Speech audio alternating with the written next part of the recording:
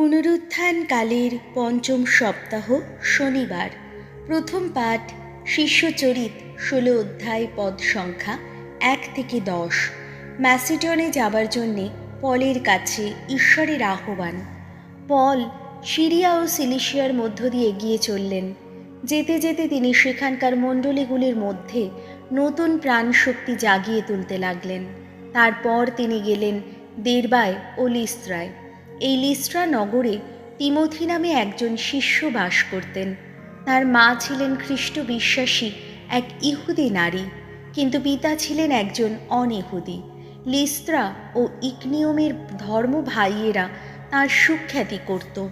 পল তাকে সঙ্গে নিয়ে যেতে চাইলেন, তাই সেই অঞ্চলের ইহুদিদের কথা ভেবে তিনি তাকে পরিচ্ছেদিত করলেন, কেননা সকলেই জানত যে তিমোথির পিতা ছিলেন একজন অনইহুদি। পল ও তাঁর সঙ্গীরা যে যে শহরে যেতেন সেখানকার শিষ্য মণ্ডলীকে তাঁরা প্রেরিত দূত ও জেরুসালেমের প্রবীণদের নির্দেশগুলি জানিয়ে তাদের তা পালন করতে বলতেন। ফলে মণ্ডলীগুলির মধ্যে খ্রিস্ট বিশ্বাস যেমন আরও দৃঢ়মূল হতে লাগলো, তেমনি শিষ্যদের সংখ্যাও দিনে দিনে বাড়তে লাগলো। পবিত্র আত্মা তাদের এশিয়া প্রদেশে বাণী প্রচার করতে নিষেধ করেছিলেন বলে পল ও তার সঙ্গীরা ফ্রিজিয়া ও গালাতিয়া অঞ্চলের মধ্য দিয়েই এগিয়ে চললেন। মিসিয়া প্রদেশের সীমান্তে পৌঁছে তারা বিথিনিয়া প্রদেশে যাবার চেষ্টা করলেন, কিন্তু যিশুর সেই পরমাত্মা তিনি তাদের সেখানে যেতে দিলেন না। তাই মিশিয়ার সীমান্ত পথ ধরেই এগিয়ে গিয়ে তারা ত্রোয়াস বন্দরে নেমে গেলেন।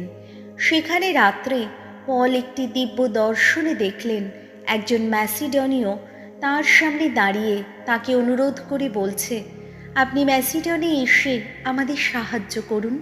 তার এই দিব্য দর্শনের পর আমরা সরাসরি ম্যাসিডনে যাবার চেষ্টা করতে লাগলাম, কারণ এ কথা আমরা বুঝতেই পেরেছিলাম যে স্বয়ং ঈশ্বর সেখানকার লোকদের কাছে মঙ্গল সমাচার প্রচার করবার জন্যে আমাদের আহ্বান জানিয়েছেন।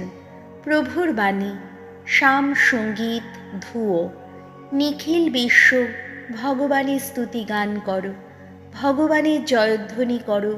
সমগ্র পৃথিবী ভগবানের সেবা করো পুলকিত প্রাণে।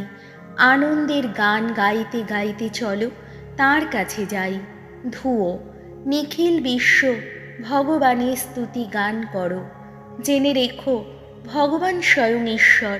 আমরা তো তারই রচনা, আমরা তো তার আপন জাতিরই মানুষ, আমরা তারই চারণ ভূমির মেষপাল।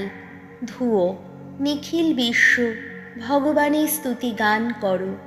আহা, ভগবান কত না মঙ্গলময় তিনি। তার দয়া সে তো চিরকালেরই দয়া, তার বিশ্বস্ততা নিত্য সক্রিয় যুগে যুগান্তরে। ধুয়ো। নিখিল বিশ্ব ভগবানের স্তুতি গান করো। বাণী বন্দনা। জয় মৃত্যুঞ্জয়, জয় তোমারই জয়। খ্রিস্টেরই সঙ্গে তোমরা পেয়েছ নবজীবন, তাই অন্বেষণ করো স্বর্গের সম্পদ। খ্রিস্ট যে আজ পিতার পাশে স্বর্গলোকেই আছেন সমাসীন। জয় মৃত্যুঞ্জয়, জয় তোমারই জয়।